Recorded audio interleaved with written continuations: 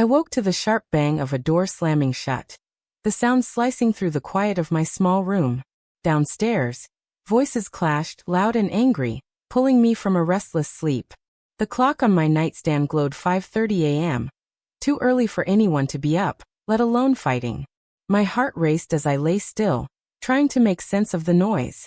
My knees ached, the familiar sting of arthritis creeping through my joints, worse today than usual. I was 64, and my body reminded me of it every morning. I pushed myself up, wincing, and shuffled to the window. The street outside was dark, the neighborhood silent except for the chaos in my daughter's house. "Susan, get down here." Emily's voice, sharp and impatient, cut through the floorboards. My daughter, always in a rush, always on edge. I sighed, knowing I'd have to move fast despite the pain. I'd been living with Emily and her 2 kids, Ethan and Ava, for 4 years, ever since my husband, Tom, passed away. Heart attack, sudden and cruel, leaving me with nothing but memories and a small pension. I sold our old house to help Emily buy this one, a bigger place for her growing family. In return, I got a tiny bedroom on the 2nd floor and a list of chores that never ended. I pulled on a worn sweater, my hands shaking slightly, and glanced at my reflection in the mirror. Gray hair, tired eyes, wrinkles mapping a life of sacrifice. I used to dream of painting, of filling canvases with colors that told stories. But those dreams got buried under years of raising Emily, supporting Tom, and now, keeping this house running. "Susan." Emily called again, her tone sharper.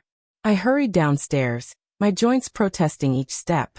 The kitchen was a mess, cereal bowls spilled over, Ethan and Ava hunched over their tablets, ignoring the chaos. "Morning, kids," I said, forcing a smile. They barely looked up. Emily stormed in, her phone glued to her ear, her business suit crisp and perfect. "Mom, I'm late for a client meeting," she said without looking at me. "You need to take the kids to school. I can't deal with this today." I nodded, used to picking up her slack. "Okay, honey. I'll handle it." She didn't even glance my way, already barking into her phone about some deadline. I felt a pang in my chest, not just from the arthritis but from the way she dismissed me. Always invisible unless she needed something. I grabbed my coat, ignoring the ache in my hands, and ushered Ethan and Ava to the car. The kids were quiet, their eyes glued to their screens. "Grandma, are you okay?" Ava asked softly, her small voice breaking the silence. I smiled, touched by her concern. "I'm fine, sweetie. Just a little tired." But I wasn't fine. The pain in my joints was worse today, and a dull headache throbbed behind my eyes. I'd been feeling off for days, maybe a cold coming on, but I didn't dare mention it. Emily hated when I complained about my health. "You're always sick, Mom," she'd say, rolling her eyes. So I kept quiet, drove the kids to school, and returned to a house that felt more like a prison than a home. I started cleaning, scrubbing dishes, folding laundry, trying to keep busy despite the growing fever. By noon, my head was spinning, and my body felt heavy, like I was moving through water. I sank onto the couch, hoping a moment's rest would help. Emily came home early, unusual for her. She dropped her bag on the counter and frowned at me. "Mom, you look terrible. What's wrong now?" Her tone was sharp, accusing, like my being unwell was a personal offense. "I think I'm coming down with something," I said weakly, my throat scratchy. "Maybe a fever." She stepped back, her face twisting with annoyance. "A fever? Mom, I have a huge presentation tomorrow. The kids can't get sick, and neither can I." I tried to reassure her. "I'll stay in my room, keep my distance." But she cut me off. "No, that's not enough. You need to leave." My heart stopped. Leave? Emily, where would I go?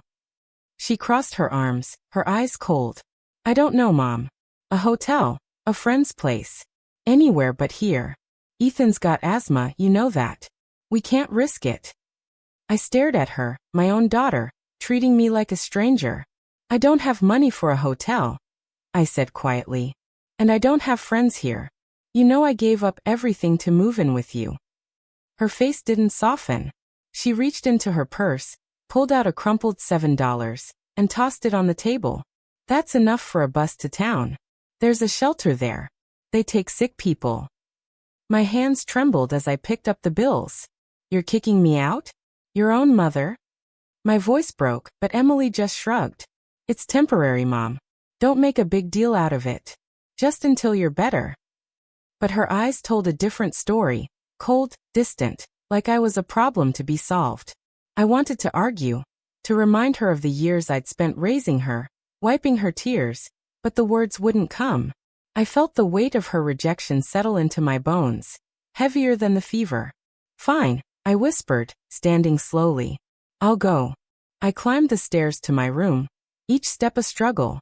My suitcase was under the bed, old and dusty, a relic from a life before this house. I packed the few things that were truly mine, a photo of Tom, a sketchbook from my painting days, a pair of earrings he'd given me. My life, reduced to a single bag. Emily stood in the doorway, watching me with impatience. Hurry up, Mom. I need to get the kids' dinner ready. I didn't look at her. I couldn't. Downstairs, Ethan and Ava were in the living room, their faces pale. Grandma, are you leaving? Ethan asked, his voice small. I knelt down, ignoring the pain in my knees, and hugged them tightly. Just for a little while.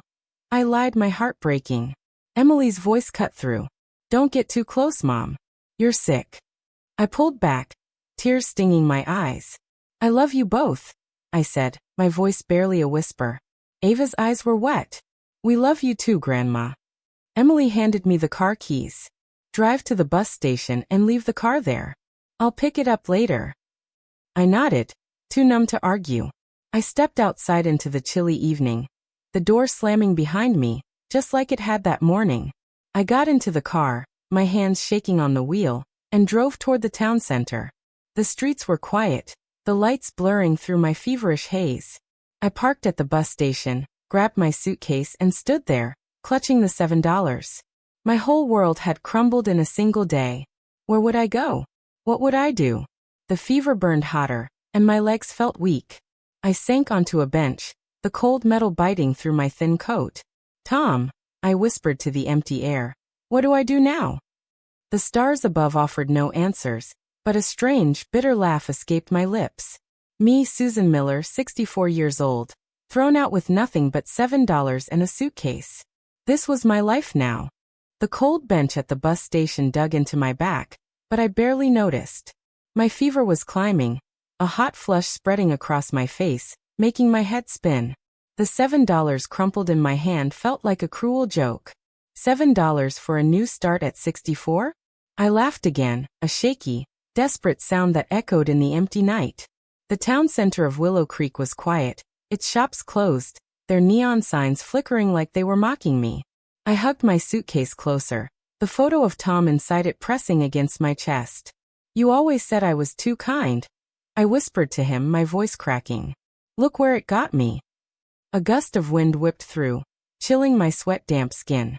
I shivered, pulling my coat tighter, but it did little to warm me. My legs trembled, and I wasn't sure how much longer I could sit here before collapsing. A group of teenagers passed by, laughing loudly, their voices grating against my headache. One of them glanced at me, then quickly looked away, like I was invisible. Or worse, like I didn't belong. Maybe I didn't. Emily's words rang in my ears. You're a burden now. My own daughter, the girl I'd rocked to sleep, the one I'd worked overtime for to buy her first car, saw me as nothing more than a problem. Tears burned my eyes, but I blinked them back. Crying wouldn't help. I needed a plan, but my foggy brain couldn't think straight. The shelter Emily mentioned was somewhere downtown, but the thought of walking there, sick and alone, made my stomach twist. I'd never been to a shelter. The idea scared me, strangers, crowded rooms, no privacy. But what choice did I have? I stood, my knees wobbling, and dragged my suitcase toward the main street. Each step felt heavier, like I was carrying the weight of my whole life. A small diner glowed ahead, its sign reading Maggie's Place. Warm light spilled onto the sidewalk, and the smell of coffee drifted out. My mouth watered, but I clutched the $7 tighter. A cup of tea might cost half of it. Still, I needed warmth, somewhere to sit and think. I pushed open the door, a bell jingling softly. Inside, the diner was cozy, with red booths and an old jukebox humming in the corner. A woman behind the counter looked up, her gray hair tied back, her smile kind but tired. Her name tag read Maggie. "Evening, Han," she said. "You okay? You look like you're about to keel over." Her concern caught me off guard, and my throat tightened. "Just need a tea," I managed, sliding onto a stool. "Hot as you can make it." Maggie nodded and set a kettle on. "Rough night?" she asked, her voice gentle.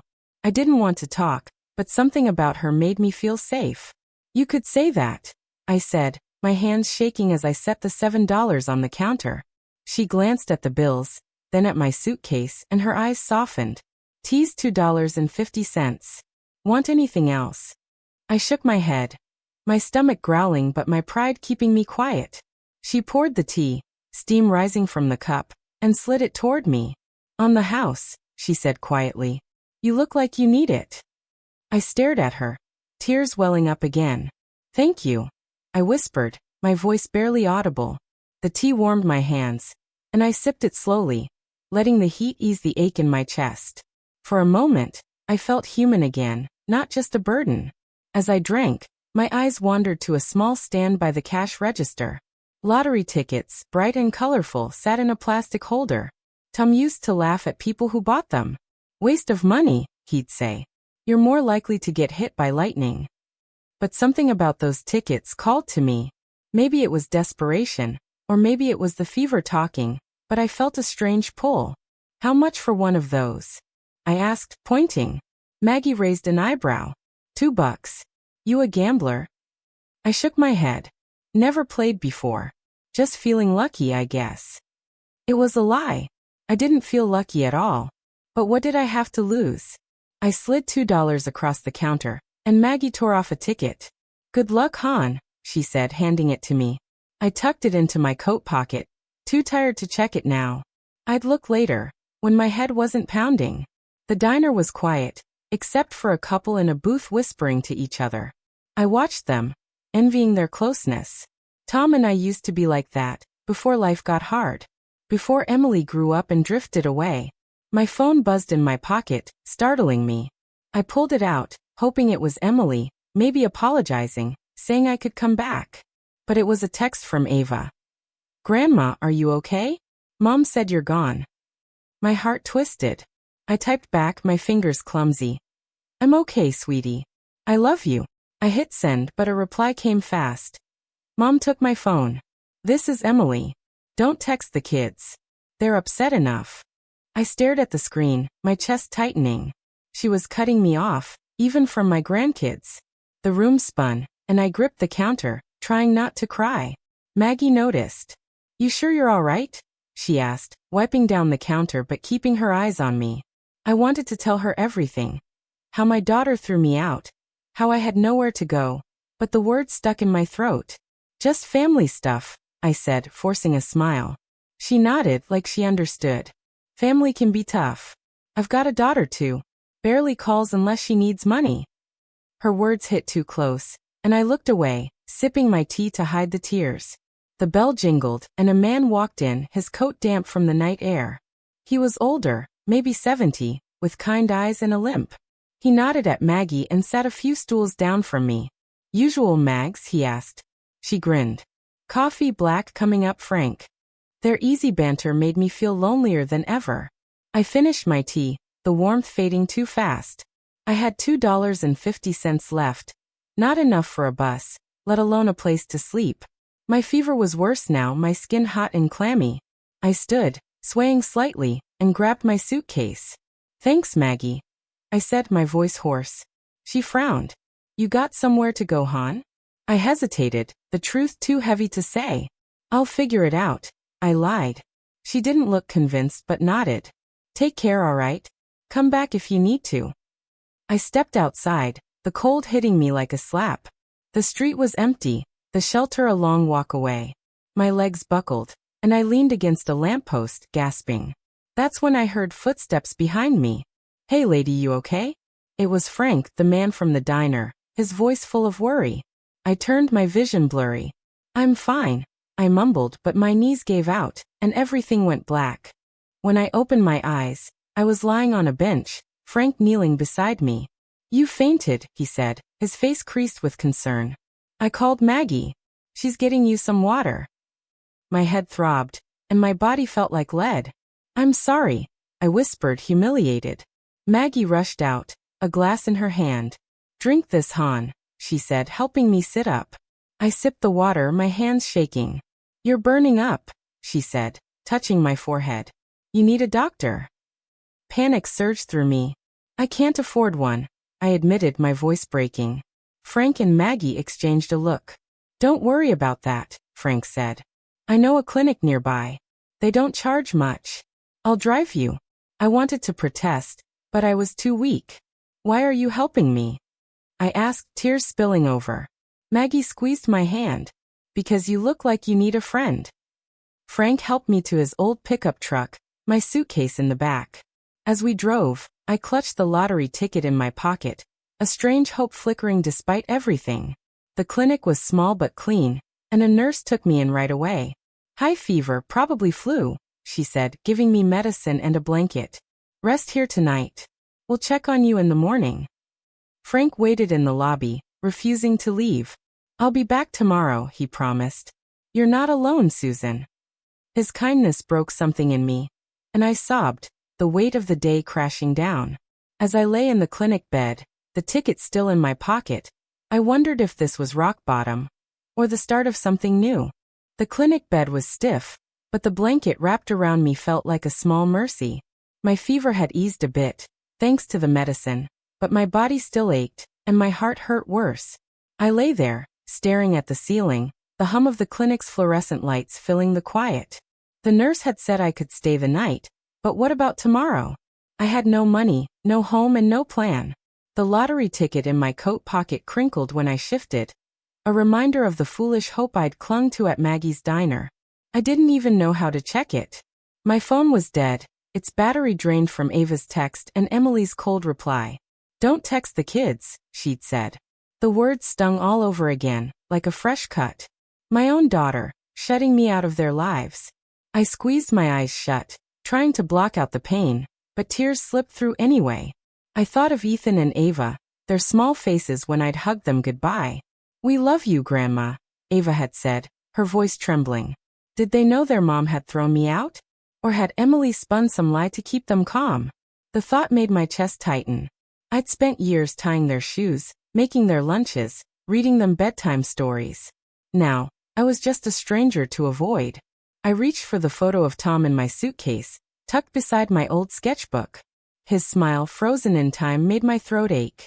I'm trying, Tom, I whispered. But I don't know how to keep going. The clinic was quiet, most patients asleep, but I couldn't rest. My mind raced, replaying Emily's cold eyes, the $7 she'd tossed at me, the way she'd slammed the door. A soft knock broke my thoughts. The nurse, a young woman named Clara, peeked in. You awake, Susan? She asked, her voice kind. I nodded, wiping my eyes quickly. She carried a tray with a cup of broth and some crackers. Thought you might be hungry, she said, setting it on the bedside table. The smell of the broth made my stomach rumble, and I realized I hadn't eaten since breakfast. Thank you, I said, my voice hoarse. Clara sat in the chair beside me, her eyes gentle. Rough day, huh? She said. I laughed, a bitter sound. You could say that. I didn't want to unload on her, but the way she looked at me, like she really saw me, loosened something inside. My daughter, she kicked me out, I admitted, my voice shaking.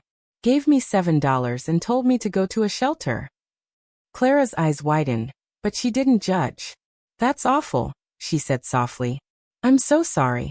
I sipped the broth, its warmth spreading through me, and the words kept coming. I gave her everything. My home, my savings, my time. And now I'm here with nothing.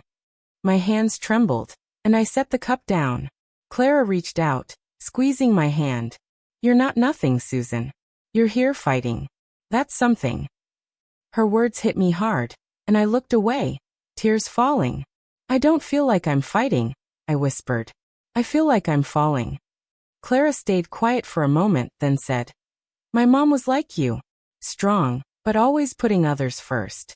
She got sick a few years back, and I didn't appreciate her until it was too late. Don't give up, okay? You've got more strength than you know. Her words lingered as she left to check on another patient. I ate the crackers, my hands steadier now. Clara's kindness, like Maggie's and Frank's, felt like a lifeline. Strangers cared more than my own daughter. The thought hurt, but it also sparked something, a tiny flicker of defiance. I wasn't ready to give up, not yet. I pulled the lottery ticket from my pocket, its edges worn from my nervous grip. It was a silly thing, a $2 dream, but holding it made me feel like I had one last chance. I tucked it back, too tired to deal with it now. Morning would come soon enough, and I'd figure out what to do. I dozed off, my dreams a jumble of Emily's voice and Tom's laughter. When I woke, sunlight streamed through the clinic's small window. My fever was lower, but my body still felt heavy. Clara was back, checking my chart. "You're doing better," she said, smiling. "We'll get you some more meds before you go." Go where?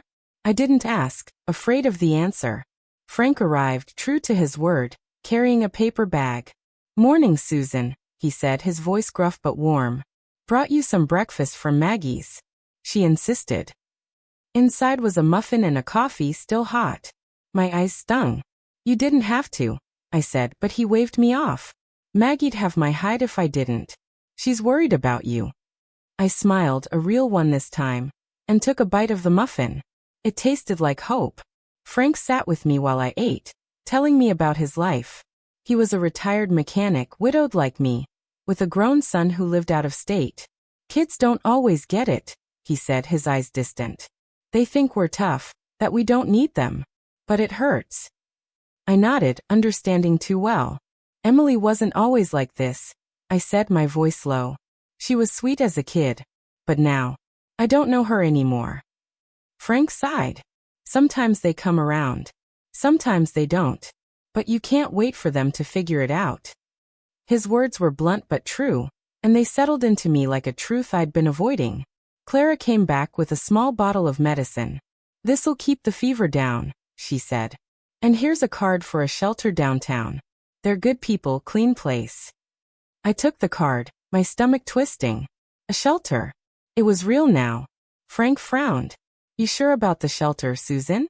I got a spare room. It's not much, but it's better than that." I stared at him, stunned. "You don't even know me," I said. He shrugged. "Know enough. You're in a bind and I've been there. What do you say?" My heart raced. Trust a stranger? But his kindness felt genuine, and I was out of options. "Okay," I said softly. "Just for a night or two." He grinned. "Deal." As we left the clinic, my suitcase in Frank's truck, I felt a strange mix of fear and relief. I was still sick, still broke, but I wasn't alone. At Frank's small house, he showed me to a tidy guest room with a quilt on the bed. "My wife made that," he said, his voice catching. "She'd want someone to use it." I thanked him, my voice thick, and sank onto the bed, exhausted. Alone again, I pulled out the lottery ticket. My hands shook as I looked at it, the numbers blurry through my tired eyes. I didn't know how to check it, but a TV in the corner caught my attention. The news was on, and a woman's voice announced, "Last night's lottery numbers are..." I froze, my heart pounding. I grabbed a pen from the nightstand, scribbling the numbers as she read them. 7, 14, 23, 28, 41, 50. I looked at my ticket, my breath catching. The numbers matched. All of them. I checked again, my hands trembling so badly, I nearly dropped the ticket. "No way," I whispered, my voice shaking. "This can't be real." My heart raced, a mix of shock and disbelief. Was this a mistake? A fever dream? I tucked the ticket into my sketchbook, too overwhelmed to think straight. I needed to check it properly somewhere official, but not now. Not when my head was spinning. I lay back, the quilt soft under me, and stared at the ceiling. "Tom, is this you?" I whispered, a tear sliding down my cheek. For the first time in days, I felt a spark of something new. Not just hope, but possibility. But with it came fear. What if it was real? What would I do with $800,000? And would Emily find out? I lay on Frank's guest bed, the quilt heavy on my chest, staring at the lottery ticket tucked inside my sketchbook. The numbers, 7, 14, 23, 28, 41, 50, burned in my mind. They matched the ones from the TV, but doubt not at me. Was I imagining things? My fever was down, but my head still felt foggy. I wanted to believe it was real, that $800,000 could be mine, but it seemed too good, too impossible. I hadn't told Frank. I barely knew him, and saying it out loud felt like tempting fate. The morning light crept through the curtains, soft and warm, but my heart raced with fear and a strange, fragile hope. I needed to check the ticket properly, but where? And what would it mean if it was true? Frank knocked on the door, his voice gentle. "Susan, you up?" I made eggs. I sat up, wincing as my joints ached. "Coming," I called, tucking the sketchbook under the pillow. I didn't want him seeing it, not yet. In the kitchen, Frank stood at the stove, his flannel shirt wrinkled, a spatula in hand. The smell of eggs and toast filled the air, comforting and familiar. "You look better," he said, glancing at me. "Feeling okay?" I nodded, sitting at his small table. "Better, thanks to you." He slid a plate in front of me, his eyes kind. "Good. Eat up. You need your strength." I took a bite, the eggs warm and soft, but my stomach was tight with nerves. "Frank," I said, hesitating. "Why are you so nice to me? You don't even know me." He chuckled, sitting across from me with his coffee. "My wife Ellen used to say I had a soft spot for strays. Guess you're one of 'em." His smile faded a bit. "Truth is, I've been where you are. Lost everything when Ellen got sick. Had to start over. I know how it feels to be alone." His words hit me hard, and I looked down at my plate, my throat tight. "I'm not used to people helping," I said softly. "My daughter, she didn't even care." Frank leaned back, his face serious. "Kids can break your heart. My son, Jake, hasn't called in years. But you can't let it stop you from living, Susan." I nodded, tears prickling. "It's hard. I gave her everything, and she threw me out with $7. Frank's eyes softened. "That's rough. But you're here now. You've got a chance to start fresh." I wanted to tell him about the ticket, but the words wouldn't come. Instead, I said, "I don't know where to start." He sipped his coffee, thinking. "There's a lottery office downtown. I can drive you if you want to check that ticket you bought." My heart skipped. "How do you know about that?" I asked, my voice sharp. He grinned. "Saw you clutch it like it was gold last night. Figured it meant something." I blushed, embarrassed. "It's probably nothing," I said, but my voice shook. "Then let's find out," he said. "No harm in checking." We drove to the lottery office, my hands sweaty around the ticket. The place was small, with a bored clerk behind a counter.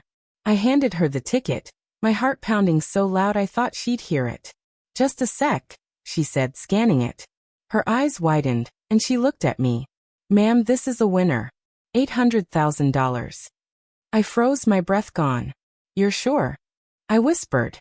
She nodded, smiling. "Very sure. You'll need to sign some papers, but it's real." Frank let out a low whistle. "Susan, you're rich," he said, laughing. I didn't laugh. I felt dizzy, like the world was tilting. "I don't believe it," I said, my voice breaking. "I've never won anything in my life." The clerk handed me a form, and I signed it, my hands shaking. "It'll take a few days to process," she said. "You'll get a check soon." I nodded, numb, as Frank led me back to his truck. "What now?" he asked, his voice gentle. I stared out the window, the town blurring by. "I don't know," I said. "This doesn't feel real." He nodded. "It's a lot. But you've got options now. What do you want, Susan?" I thought of Emily, of her cold eyes, of the $7 she'd tossed at me. "I want to be free," I said, surprising myself. "I want a life that's mine." Frank smiled. "Then that's where you start." Back at his house, I sat in the guest room, the ticket still in my sketchbook. My phone buzzed, startling me. It was a voicemail from Emily. "Mom, it's me," she said, her voice softer than before. "I heard you were sick. Are you okay? Call me back." My heart twisted, hope and hurt mixing. Was she sorry? Or was this another trick? I didn't call back. Instead, I opened my sketchbook, staring at the old drawings I'd done years ago. Flowers, landscapes, dreams I'd forgotten. A knock came at the door. "Susan, you got a visitor," Frank called. I frowned, confused. Who knew I was here? I walked to the living room and stopped dead. It was Clara, the nurse, holding a small bag. Heard you were staying here, she said, smiling. Brought you some clothes from the clinic's donation box. Thought you might need them. I took the bag, tears in my eyes. You didn't have to, I said, my voice thick. Clara shrugged. You look like you needed a friend. Plus, I wanted to check on you. We sat on Frank's couch, and I told her about the ticket, the words spilling out. $800,000, I said, still not believing it. Her jaw dropped. Susan, that's incredible. What are you going to do? I shook my head. I don't know. Part of me wants to go back, give it to Emily, make things right. Clara frowned. She kicked you out, Susan. You don't owe her anything. Her words echoed Frank's, and I felt a spark of strength. Maybe you're right, I said, my voice steadier. Maybe it's time I lived for me. That night, I lay awake, the ticket beside me. Emily's voicemail played in my mind, but so did Clara's words. I thought of Tom, of the life we'd planned, the dreams I'd let go. The money was a chance, a door opening. But a new fear crept in. What if Emily found out? Would she come crawling back, pretending to care? I clutched the quilt, my heart racing. I wasn't the same Susan she'd thrown out. Not anymore. I sat on Frank's couch, the bag of clothes from Clara beside me, my mind spinning.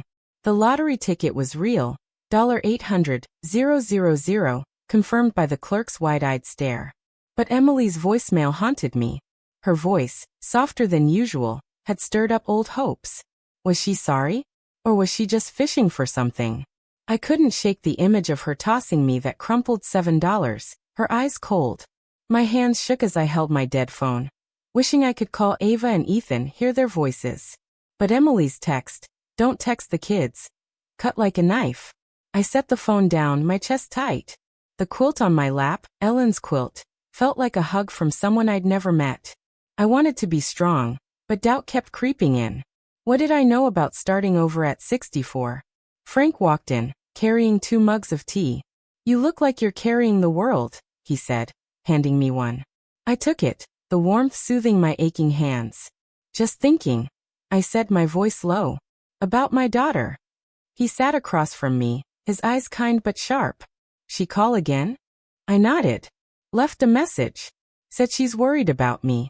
But I don't know if I believe her. Frank sipped his tea, his face thoughtful. You want to believe her, don't you? I looked away, tears stinging. She's my daughter, Frank. I raised her. Loved her. How do I give up on that? He leaned forward, his voice steady. You don't give up on love, Susan. But you don't let it trap you either. She hurt you bad. You gotta decide what you're worth. His words hit me like a punch. What was I worth? For years, I'd been Emily's mom, Tom's wife, the kids' grandma. Always someone's something, never just Susan. I sipped the tea, my throat tight. I don't know who I am without them, I admitted, my voice barely a whisper. Frank's eyes softened. You're the woman who kept going after her world fell apart. That's who you are. I wanted to believe him, but fear held me back. What if she's sorry? I asked. What if she needs me? Frank shook his head. If she needs you, she'll show it. Not with words, with actions. You deserve that much. The doorbell rang, startling us both. Frank stood. Who's that now? He muttered, heading to the door. I heard a familiar voice, and my heart sank. It was Emily. I froze, the mug shaking in my hands. Mom, she called, stepping inside. Her hair was perfect, her coat expensive, but her face looked tired. Clara told me you were here, she said, her eyes finding me. I stood, my legs unsteady. What do you want, Emily? I asked, my voice sharper than I meant. She frowned, like I'd hurt her. I was worried. You're sick and you just left. The kids are asking for you. My heart twisted at the mention of Ethan and Ava, but I held my ground. You told me to leave, I said. You gave me $7 and sent me to a shelter. Emily's face flushed. I didn't mean it like that, Mom. I was stressed. Work's been crazy and Ethan's asthma. I cut her off, my voice rising. You threw me out, Emily. Like I was nothing. Tears filled her eyes, but I wasn't sure if they were real. I'm sorry, she said, her voice breaking. I didn't know what else to do. Can you come home? The kids miss you. I wanted to run to her, to hug her like when she was little, but something stopped me. Do you miss me? I asked, my voice trembling. She hesitated just a second, but it was enough. Of course, she said, but it sounded forced. Frank stood by the door, watching, silent but tense. I took a deep breath. My hands clenched. I don't know if I can trust you, I said, the words cutting me as much as her. Emily's face hardened. Trust me? I'm your daughter. I'm trying to fix this. But her tone was sharp, like the old Emily, the one who'd slammed the door. Fix it how? I asked. By letting me back to cook and clean until you're mad again? She flinched but didn't answer. The silence was heavy, and I felt a tear slide down my cheek. I gave you everything, I said. My home, my savings, my life. And you gave me $7. Emily opened her mouth, then closed it. I said I'm sorry, she snapped. What else do you want? I looked at her, my daughter, and saw a stranger. I want to be enough, I said, my voice breaking. Frank stepped forward. Maybe you should go, Emily, he said, his voice calm but firm. She glared at him. This is between me and my mom. I shook my head. No, it's not. You made it clear I'm not welcome. Emily's eyes narrowed. You're being dramatic, Mom. Come home and we'll figure it out. But I saw it then. The way she glanced at my suitcase, like she was sizing me up. Did she know about the ticket? Had someone told her? My heart raced, and I clutched the quilt tighter.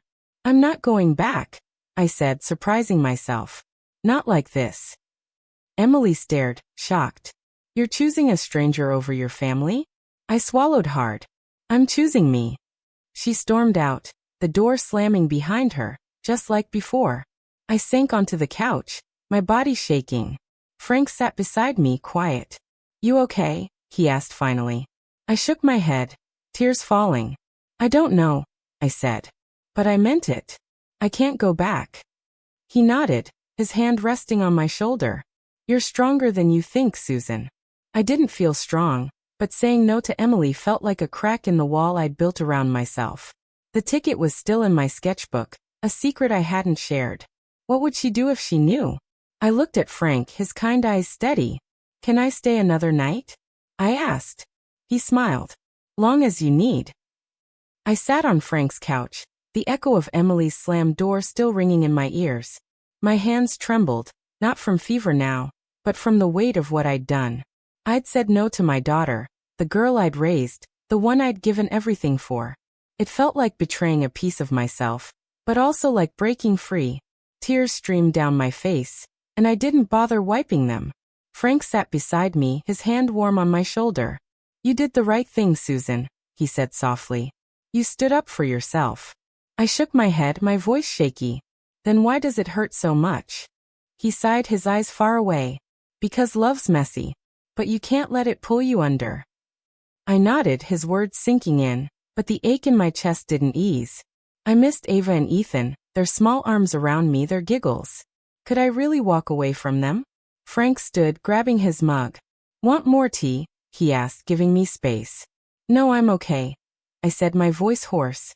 He nodded and headed to the kitchen, leaving me alone with my thoughts. I pulled my sketchbook from the bag, the lottery ticket tucked inside. $800,000. It still didn't feel real. I hadn't told anyone but Clara, and even that felt like too much. What if Emily found out? Her visit, her sudden worry, made my stomach twist. Was she sniffing around for something? I clutched the sketchbook, my heart racing. I needed to protect this, to protect myself. For the first time, I felt a spark of determination. This money wasn't just a number. It was a chance to be someone new. The doorbell rang again, and I flinched, my nerves raw. I'll get it, Frank called, his voice calm. I braced myself, half expecting Emily again, but it was Maggie from the diner, holding a paper bag. Heard you had a rough morning, she said, stepping inside. Her gray hair was pulled back, her smile warm but worried. Brought you some soup. I managed a small smile. You're too kind, Maggie, I said, taking the bag. The smell of chicken noodle soup filled the air, comforting and familiar. Nonsense, she said, sitting across from me. You look like you need a friend. Clara told me about your daughter showing up. You okay? I swallowed hard, tears threatening again. Not really, I admitted. She wanted me to come back, but it didn't feel right. Maggie nodded, her eyes sharp. Good for you. Sounds like she's more interested in what you can do for her than you. Her bluntness startled me, but it rang true. I don't know what she wants, I said, my voice low. She's my daughter, but I don't trust her anymore. Maggie leaned forward, her voice soft. I had a sister like that. Always taking, never giving. Took me years to say no. It's hard, but you're stronger than you think, Susan. I looked at her, my throat tight. I don't feel strong, I said. I feel lost. She squeezed my hand. Lost is just the start of finding yourself. Frank came back, joining us. Maggie's right, he said. You've got a shot now with that money. What do you want to do with it? I froze, caught off guard. I hadn't let myself dream that far. I used to paint, I said slowly. Years ago, before Tom, before Emily. I wanted to open a little art shop, sell my work. Maggie's eyes lit up. That's a start. There's a shop front near my diner, been empty for months. You could fix it up. My heart skipped, the idea both thrilling and terrifying. I don't know how, I said. I haven't painted in years. Frank grinned. Then you start small. Buy some paint, a canvas. See what happens. Their encouragement felt like a lifeline, but fear crept in. What if Emily finds out about the money? I asked, my voice trembling. She'll want it. Maggie frowned. Then don't tell her. Not yet. This is yours, Susan. I nodded, but doubt lingered. My phone buzzed and I jumped. It was a text from an unknown number. Grandma, it's Ava. I snuck Mom's phone. I miss you. Please come back. My heart broke, tears spilling over. Oh, Ava, I whispered, typing back. I miss you too, sweetie. I'll see you soon, I promise. But as I hit send, I heard a car outside.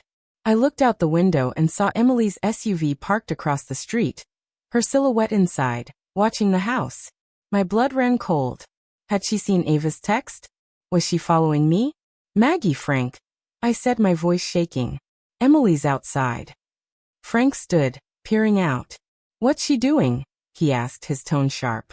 Just sitting there, I said, fear gripping me. Maggie stood beside me, her hand on my arm. You don't have to face her alone, she said. We're here. I nodded, but my hands shook as I clutched my sketchbook. I need to talk to her, I said, my voice barely steady. But not now. Not like this. Frank nodded. Then we wait her out. She can't stay forever. But as we sat there, the air heavy with tension, I felt trapped again. The money was mine, but so was the fear. What did Emily want? And how far would she go? Emily's SUV sat across the street, its engine off, her shadow still inside. My heart pounded as I stood by Frank's window, clutching my sketchbook, the lottery ticket hidden inside. Ava's text, I miss you, Grandma, burned in my mind, and fear mixed with guilt. Had Emily seen her daughter sneak the phone? Was she here because of Ava, or something else? Maggie's hand rested on my arm, steady and warm. She's just trying to scare you, Susan, she whispered. Don't let her. Frank nodded, his jaw tight. She'll leave soon. People like that don't wait long. But I wasn't so sure. Emily was stubborn, always had been. If she wanted something, she didn't stop. And I was afraid she knew about the money. I sank onto the couch, my legs shaky. Why can't she let me go? I said, my voice breaking. Maggie sat beside me, her eyes kind but fierce. Some folks hold on tight when they're losing control, she said. Your daughter sounds like one of 'em. I nodded, tears spilling over. She wasn't always like this, I said. When she was little, she'd draw pictures with me, laugh so hard she'd snort. Now she looks at me like I'm nothing. My voice cracked, and I buried my face in my hands. Frank knelt in front of me, his voice soft. You're not nothing, Susan. You're a fighter. Don't forget that. I looked at him, his rough hands resting on the coffee table, and felt a flicker of strength. I'm trying, I whispered. But it's hard. Maggie glanced out the window. She's still there, she said, her tone sharp. What's her game? I shook my head, my stomach twisting. I don't know. Maybe she heard about the lottery. Frank frowned. Who'd tell her? Only me and Clara know, right? I nodded, but doubt crept in. Clara wouldn't betray me, would she? I pushed the thought away, ashamed for even thinking it. Maybe she's guessing, I said. She knows I bought a ticket at your diner, Maggie. Maggie's eyes widened. That's right. I sold it to you. But she can't know it's a winner. I clutched the sketchbook tighter. If she does, she'll never leave me alone. Frank stood pacing. We need a plan, Susan. That money's yours, but you gotta be smart. Maybe get a lawyer. I stared at him, the idea overwhelming. A lawyer? I don't even know where to start. Maggie chimed in. There's a guy in town, Sam Carter. He's honest, helped me with my diner's lease. I can call him.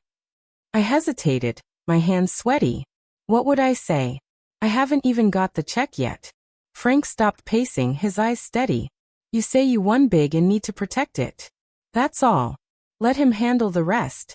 Their confidence gave me courage, but fear still lingered. What if Emily fights me for it? I asked, my voice small. Maggie squeezed my hand. Then you fight back. You've got us. I nodded, my heart racing. Okay.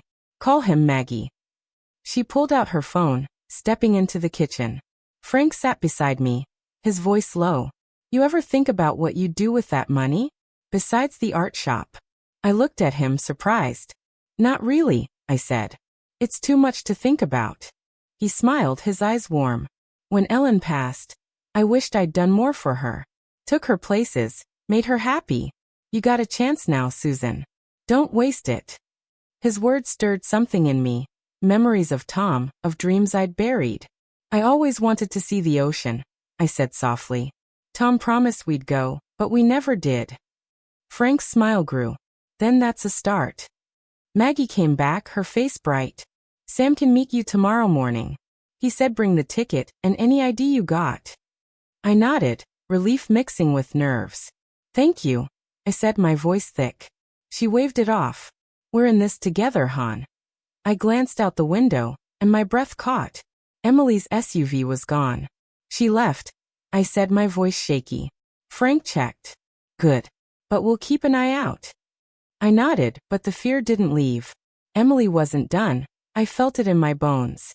That night, I lay in the guest room, the sketchbook beside me. I opened it, tracing an old drawing of a sunset, my fingers lingering on the faded colors. I'm trying, Tom. I whispered. My phone buzzed, startling me. Another text from Ava's number. Grandma, Mom's mad. She said you're hiding something. What's happening? My heart sank. Emily was using the kids to get to me. I typed back, my hands shaking. I'm okay, Ava. Don't worry. I love you. I hit send, but no reply came. I stared at the ceiling, tears falling. The money was a blessing, but it was also a trap. Emily wouldn't stop, and I had to be ready. I lay awake in Frank's guest room. The sketchbook open beside me. My old sunset drawing glowing under the dim lamp. Ava's text, Mom's mad. She said you're hiding something. Kept replaying in my mind. My heart ached for her, caught in Emily's anger, but fear gripped me too. Emily knew something, or at least suspected it. The lottery ticket, my $800,000 secret, felt like a weight on my chest. I wanted to call Ava, to tell her I loved her, but I didn't dare. Emily was watching, waiting. I clutched the quilt, my hands trembling, and whispered, Tom, help me be strong. Morning was coming, and with it, my meeting with Sam, the lawyer. I needed to protect the money, protect myself, but I felt like I was walking a tightrope. A soft knock woke me at dawn. Susan, you up? Frank's voice came through the door. I rubbed my eyes, my body heavy from restless sleep. Yeah, I called, sitting up. He poked his head in, holding a mug. Coffee, he said, handing it to me. You look like you didn't sleep a wink. I took the mug, its warmth steadying me. I didn't, I admitted. Ava texted again. Emily's using her to get to me. Frank's face darkened. That's low, he said, sitting on the chair by the bed. What did she say? I showed him the text, my throat tight. She thinks I'm hiding something. Maybe the money. Frank leaned back, his eyes serious. Then you gotta move fast. Sam'll help you keep it safe. I nodded, sipping the coffee, but fear churned inside. What if Emily fights me, Frank? She's my daughter, but she's different now. He looked at me, his voice gentle but firm. You're not fighting her, Susan. You're fighting for you. There's a difference. His words hit me hard, and tears welled up. I miss my grandkids, I said, my voice breaking. I miss who Emily used to be. Frank reached out, his rough hand squeezing mine. I know. My son Jake cut me off too. Hurts like nothing else. But you can't live for them. You gotta live for you. I wiped my eyes, his kindness anchoring me. I'm trying, I said. It's just so hard.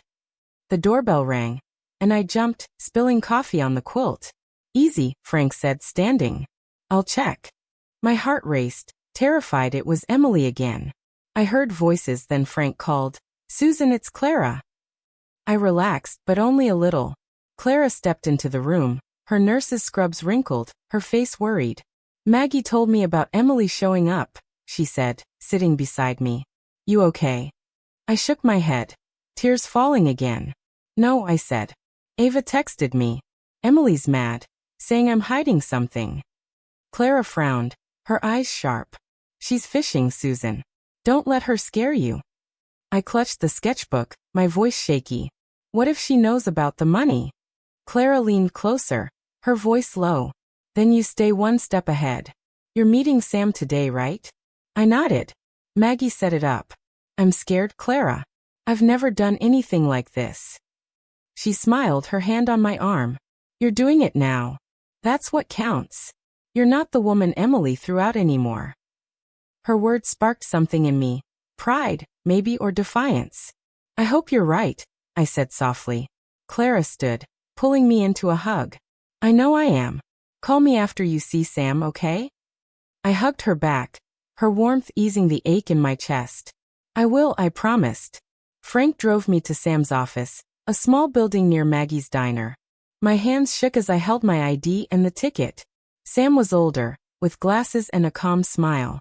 Maggie speaks highly of you, Susan, he said, shaking my hand. Tell me what's going on. I took a deep breath, the words spilling out. I won $800,000 in the lottery, but my daughter, she kicked me out, and I think she's after the money. Sam nodded, taking notes. First, we'll set up a trust to protect your winnings, he said. That way, no one can touch it without your say-so. I exhaled, relief flooding me. Can you make sure my grandkids get something? I asked. They're innocent in this. He smiled. We can do that. You're a good grandma, Susan.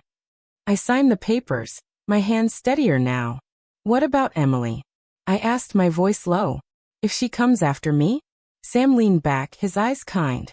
We'll deal with her if she tries. For now, focus on you. What do you want? I thought of the ocean, of my art shop, of a life that was mine.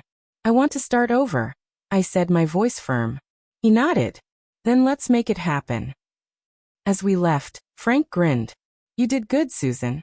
I smiled, but my phone buzzed, stopping me cold. It was Emily. Mom, we need to talk. I know about the ticket. My heart sank, and I showed Frank the text. How'd she find out? I whispered, fear gripping me. He frowned. Don't answer yet. Let's get you safe first. I stood outside Sam's office, Frank's truck idling nearby, staring at Emily's text. Mom, we need to talk. I know about the ticket. My hands shook, the phone cold against my palm. How did she know? My heart raced, fear mixing with anger. I'd just signed papers to protect the $800,000, to build a life for myself, but Emily's words felt like a trap closing around me. Frank leaned out the truck window, his face worried. Susan, you okay? What's that text say? I showed him, my voice trembling. She knows, Frank. About the money. He frowned, his eyes narrowing.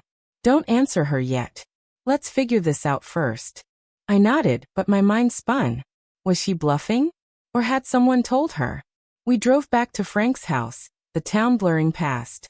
I clutched my sketchbook, the ticket safe inside, but I didn't feel safe. How could she find out? I said, my voice breaking. Only you, Clara, and Maggie knew. Frank kept his eyes on the road, his jaw tight. Maybe she heard something at the diner. People talk. I shook my head, tears stinging. Or maybe Clara. I stopped ashamed. Clara had been kind like family. Frank glanced at me. Clara wouldn't spill.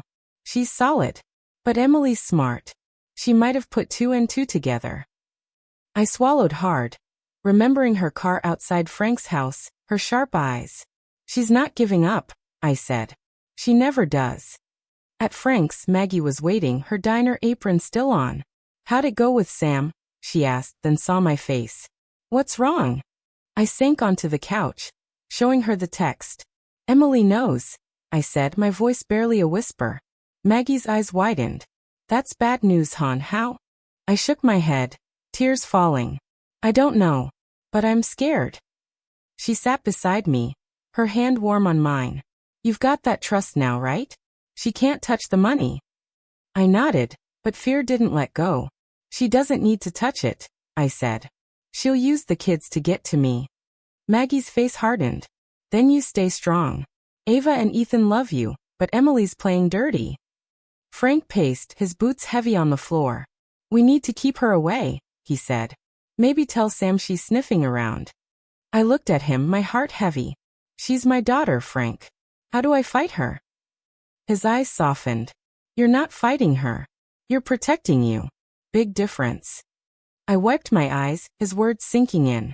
I just want to see my grandkids, I said, my voice cracking. I miss them so much.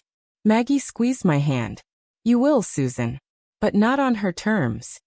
I nodded, but Ava's texts haunted me. Was she okay? Was Emily hurting her to hurt me? The phone rang, and I jumped. It was Clara. Susan, you free? She asked, her voice tense. I'm at the diner. Need to talk. My stomach twisted. What's wrong? I asked. She hesitated. Just come, okay? I looked at Frank and Maggie. Clara wants me at the diner, I said. Frank grabbed his keys. I'm driving. Maggie stood. I'm coming too. We piled into the truck, my heart pounding. At Maggie's place, Clara was at a booth, her face pale. Susan, she said, standing. I heard something you need to know. I sat across from her, my hands clammy. What? I asked, my voice shaky. Clara leaned in, her voice low. One of my coworkers saw Emily at the clinic yesterday, asking about you. She told the receptionist you're unstable, that you might have stolen something valuable. My breath caught. Stolen? I said, my voice rising. She's lying. Clara nodded, her eyes worried. I know, but she's spreading stories. Said you're hiding money, maybe from a scam. I felt sick, tears burning. She's trying to ruin me, I whispered. Frank's fist hit the table, making us jump. That's enough, he said, his voice hard. She's crossing a line. Maggie nodded. We tell Sam. He can shut this down. I shook my head, tears falling. She's my daughter. How did it come to this? Clara reached for my hand. She's scared, Susan. You're slipping out of her control and she's lashing out. I looked at her, my voice breaking. I love her, Clara. But I hate what she's doing. Clara's eyes were wet. I know. My mom and I fought too, before she passed. I wish I'd fixed it. Don't give up on Emily, but don't let her break you. Her words cut deep, and I sobbed, the pain too much. Maggie hugged me, her voice soft. You're not alone, hon. We've got you. Frank nodded. We'll fight this together. I wiped my eyes, their kindness holding me up. Thank you, I said, my voice thick. I don't know what I'd do without you. As we left the diner, my phone buzzed again. Another text from Emily. Stop hiding, Mom. I'm coming for what's mine. My heart stopped and I showed the others. She's not stopping, I said, fear choking me. Frank's eyes were steel. Neither are we. Emily's text, stop hiding, Mom. I'm coming for what's mine, burned into my eyes as I stood outside Maggie's diner, Frank and Clara beside me. My heart pounded, fear and anger twisting inside. She knew about the $800,000, and her lies at the clinic, calling me unstable, a thief, made it clear she'd stop at nothing. I clutched my sketchbook, the lottery ticket safe inside, but I felt cornered. What does she mean? What's mine? I whispered, my voice shaking. Frank's face was hard. She thinks she's owed your money, Susan. But she's wrong. Clara nodded, her eyes fierce. You've got the trust now. She can't touch it. I nodded, but the suspense of what Emily might do next choked me. We drove back to Frank's house, the night dark and heavy. We need to tell Sam about her threats, Maggie said from the back seat. He'll know what to do. I stared out the window, my hands trembling. I don't want to fight her, I said, my voice breaking. She's my daughter. Frank glanced at me, his voice soft but firm. You're not fighting her, Susan. You're standing up for you. There's a difference. His words echoed in my mind, giving me strength, but Ava and Ethan's faces haunted me. What about the kids? I asked, tears falling. She's using them against me. Clara squeezed my shoulder. You'll see them again, Susan. On your terms. At Frank's, I sat on the couch, my phone silent but heavy in my hand. I wanted to text Ava, to tell her I was okay, but I was scared Emily would see it. Maggie made tea, her movements quick and worried. You need to stay low until Sam sorts this out, she said, handing me a mug. I nodded, but a knock at the door made us all freeze. Frank peered out the window, his jaw tight. It's her, he said, his voice low. Emily. My heart stopped. What does she want? I whispered. He shook his head. Only one way to find out. I stood, my legs shaky, and nodded. Let her in. I need to face her. Emily stormed inside, her eyes wild. Mom, why are you doing this? She snapped, ignoring Frank, Maggie, and Clara. I held my ground, my voice steady despite the fear. Doing what, Emily? Living my life. She laughed, a sharp, bitter sound. Hiding money that should be ours. I heard about the lottery. You owe me. I stared at her, my heart breaking. Owe you? I said, my voice rising. I gave you my home, my savings, my everything. You threw me out with $7. Her face flushed, but she didn't back down. That was a mistake, she said. I'm sorry, okay? But you can't keep that money from us. The kids need it. I shook my head, tears streaming down. The kids need love, Emily, not money. You're using them to hurt me. She stepped closer, her voice low. If you don't share, I'll make sure everyone knows you're a liar. I'll tell the kids you abandoned them. My breath caught, her words cutting deep. Frank stepped forward, his voice hard. That's enough, Emily. Leave now. She glared at him. Stay out of this, old man. I held up a hand, my voice trembling but firm. No, Frank, let me. I looked at Emily, my daughter, and saw a stranger. I love you, I said, my voice breaking. But I'm done being your doormat. The money's mine, and I'm using it to live, not to fix your mess. Emily's eyes widened, shocked. You're choosing money over family? She said, her voice cracking. I shook my head. I'm choosing me, Emily. For the first time. She stared, tears in her eyes, but they didn't feel real. You'll regret this, she said, her voice cold, and stormed out, the door slamming behind her. I sank onto the couch, sobbing, the weight of it all crashing down. Maggie hugged me, her voice soft. You did it, Susan. You stood up. Clara nodded, her eyes wet. You're stronger than you know. Frank smiled, his hand on my shoulder. Proud of you. The next week Sam called. The trust was secure, and he'd sent Emily a letter warning her against harassment. The check arrived, $800,000, and I moved into a small apartment near Maggie's diner. I bought paints, a canvas, and started drawing again, my hands shaky but sure. I opened a savings account for Ava and Ethan, ensuring they'd have something for college, but I kept it secret from Emily. One day, Clara brought a letter to the diner, her face soft. It's from Ava, she said. I opened it, my heart racing. Grandma, I love you, it read. I'm sorry Mom's mad. I'll find you one day. I cried, clutching the letter, knowing I'd wait for her. I hung my first painting in the diner, a sunset over the ocean I'd finally seen, thanks to a trip Frank and I took. As I stood there, Maggie beside me, I felt Tom's smile in my heart. I'd lost my daughter, but I'd found myself. The moral was clear, love others, but never forget to love yourself first. Emily might come back, or she might not, but I was free, and that was enough.